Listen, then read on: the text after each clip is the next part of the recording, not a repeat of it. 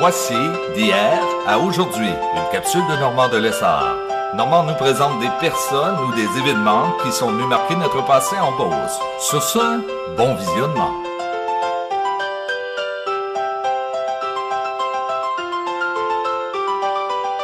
Allô tout le monde, ici Normand de Lessard et bienvenue à une autre capsule de hier à aujourd'hui.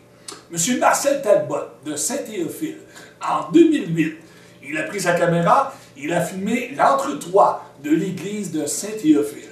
Il a filmé également une vue du clocher. On voit les cloches et il nous parle en plus de l'histoire de ces cloches. Vous allez voir, c'est assez intéressant, merci. On regarde ce que ça donne. Vidéo de Marcel Talbot, 2008, Saint-Théophile. Bon vidéo.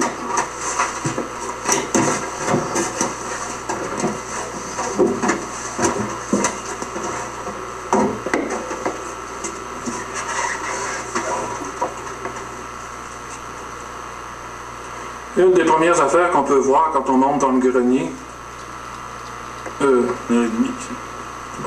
des premières affaires qu'on peut voir quand on monte dans le grenier, c'est la façon qu'il c'est ce qu'il prenait pour faire les équerres pour renforcer. C'est soit des racines ou un tronc d'arbre avec les branches. C'est ce qui fait les équerres dans le coin des murs.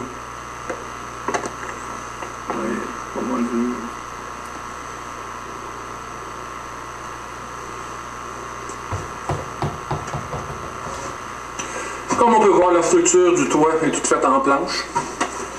Les planches pour la couverture ont été posées au 45, probablement pour donner de la force au toit.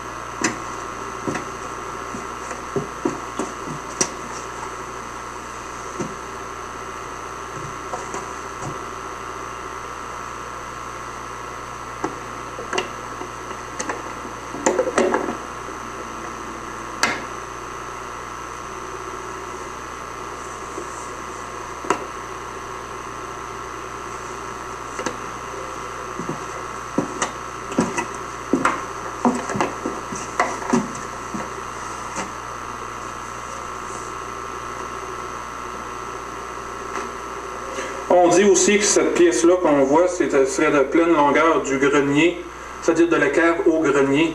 C'est aussi les pièces qu'on voit dans l'église qui servent de colonne.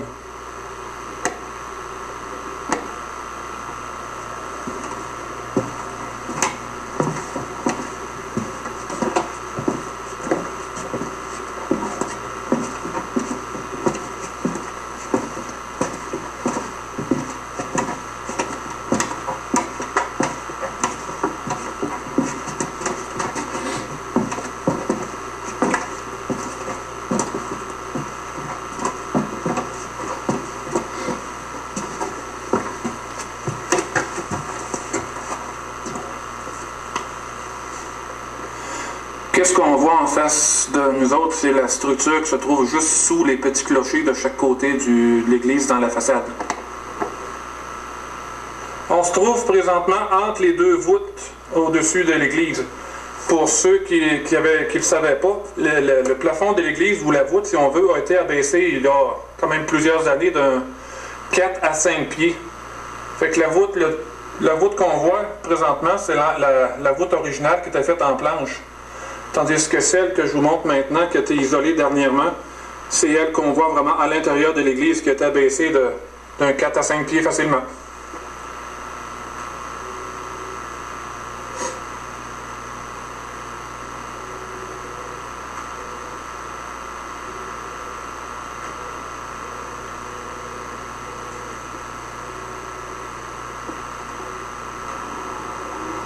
On continue notre ascension vers les cloches. Ou vers le clocher. On va monter sur la première voûte, la voûte originale.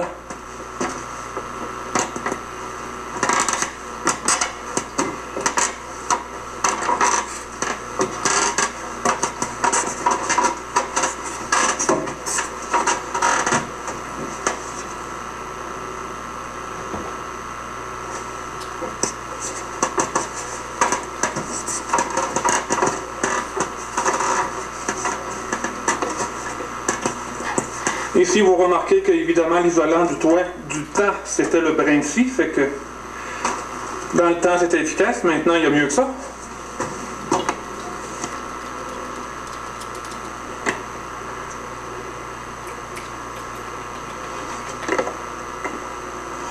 Maintenant, la structure sous le clocher.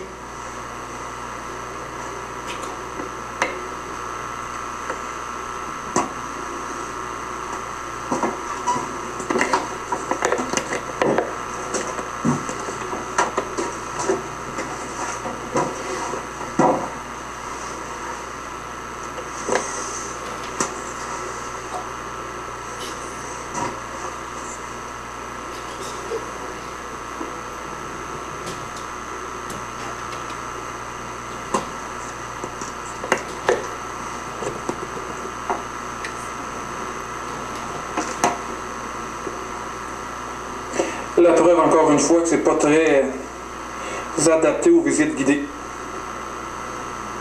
Le plancher laisse un peu à désirer.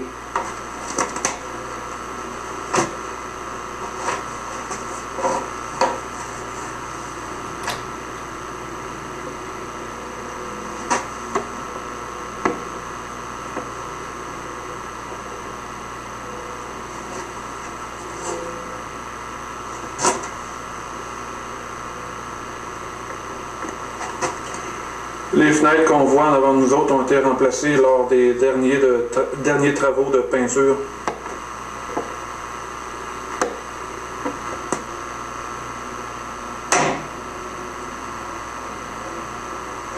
L'échelle qu'on voit, c'est l'échelle qui va nous donner accès au clocher.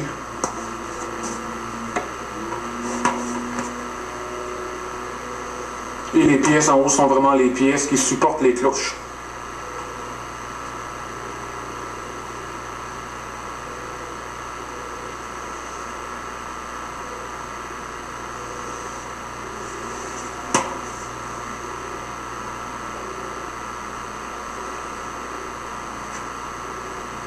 Oups, je viens de passer dans le décor.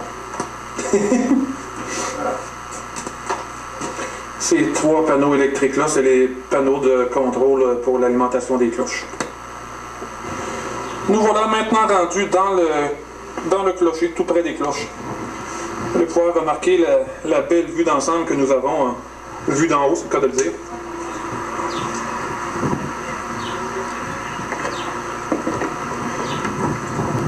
La vue du cimetière.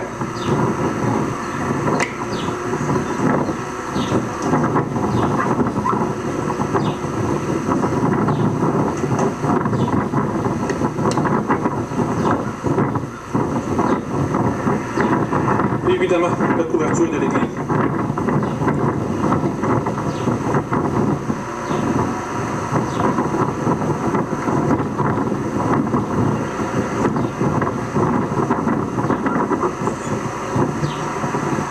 Le Marlot.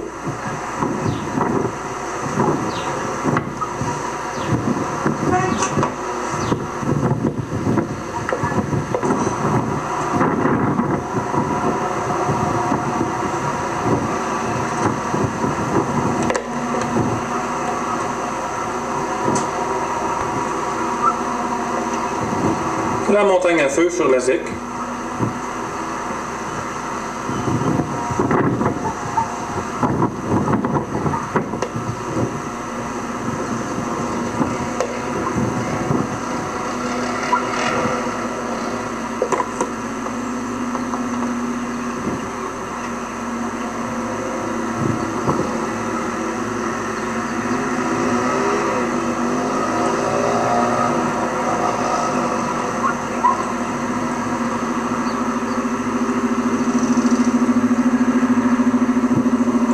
Industrie Pocket sur la route Kennedy. Une partie de la rue principale et l'entrée du Rang-Séméon.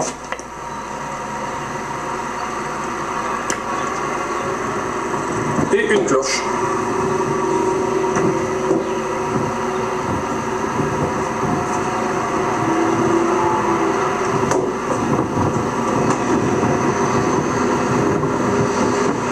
Remarquez évidemment tout le travail qu'il y a eu de fait sur les cloches. Les cloches ont toutes été gravées clés sculptées.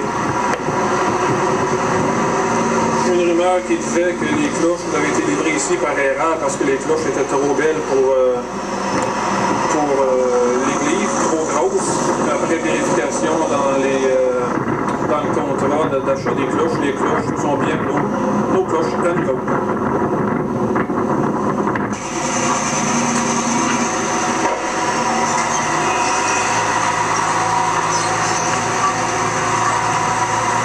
Pour ceux qui sont bons en latin,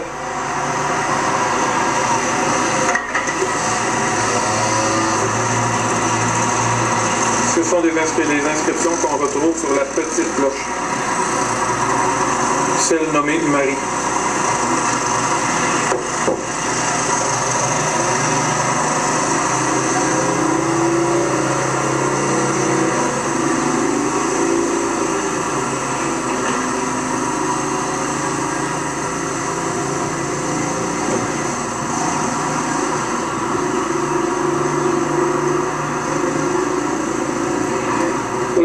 Qui a fabriqué les cloches, qui a coulé les cloches, Jules Robert à Nancy en France ou en Suisse, je ne me rappelle plus.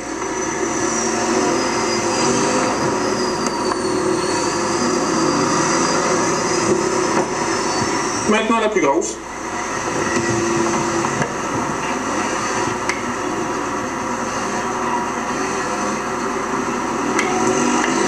Nommée Théophile.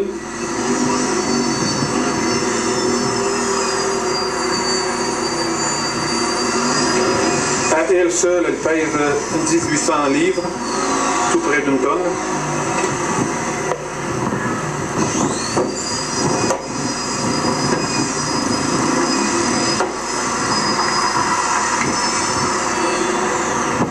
Ah, surprise.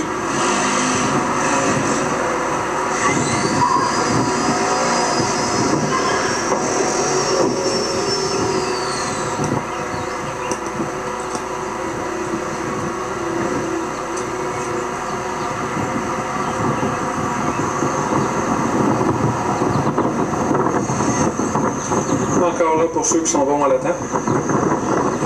Les écritures qu'on trouve sur la grosse cloche, Théophile.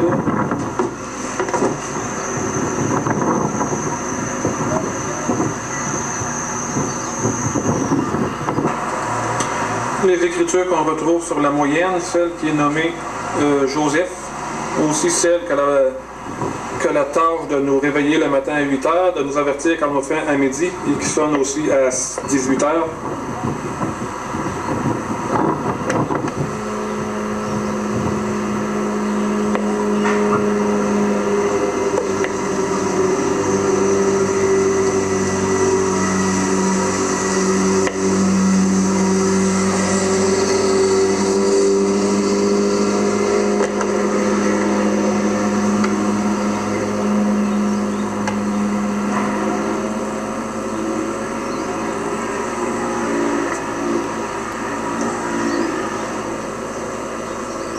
Ce qu'on voit ici sur le côté de la cloche, c'est le marteau qui sonne le glas ou qui annonce le début de l'Angelus.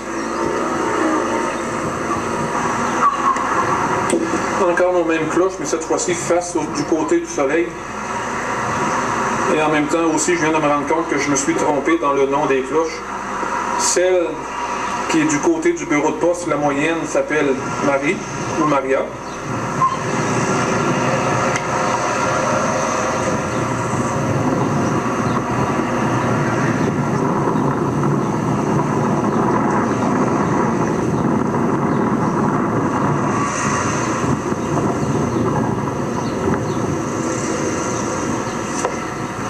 La plus grosse, elle, je ne me suis pas trompé, c'est vraiment Théophile ou Théophilius.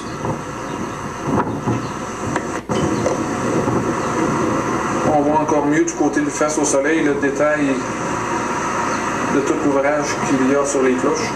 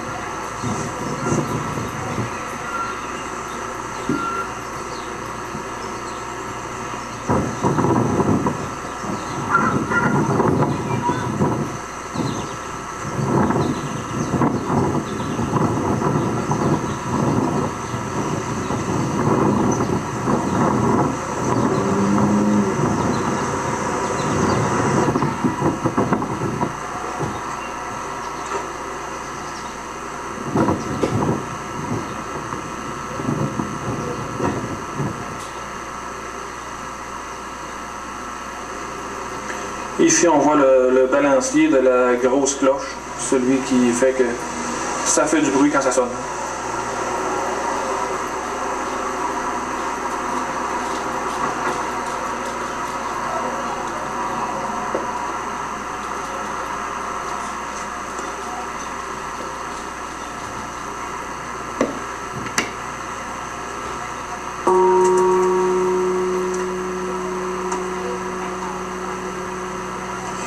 Remarquez qu'il n'y a pas besoin d'un gros coup pour que la cloche commence à résonner. Juste un coup de...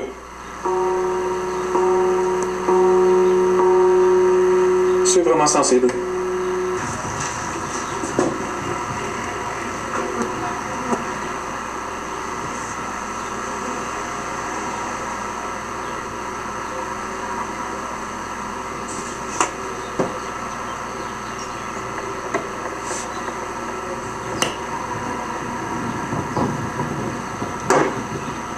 Ce que je vous montre ici, c'est le plafond, dans le plafond du clocher, si l'on veut. Avec là, au centre de l'écran, la trappe d'accès pour aller carrément dans la flèche du clocher. Si on a des travaux à aller faire ou à aller peinturer le coq.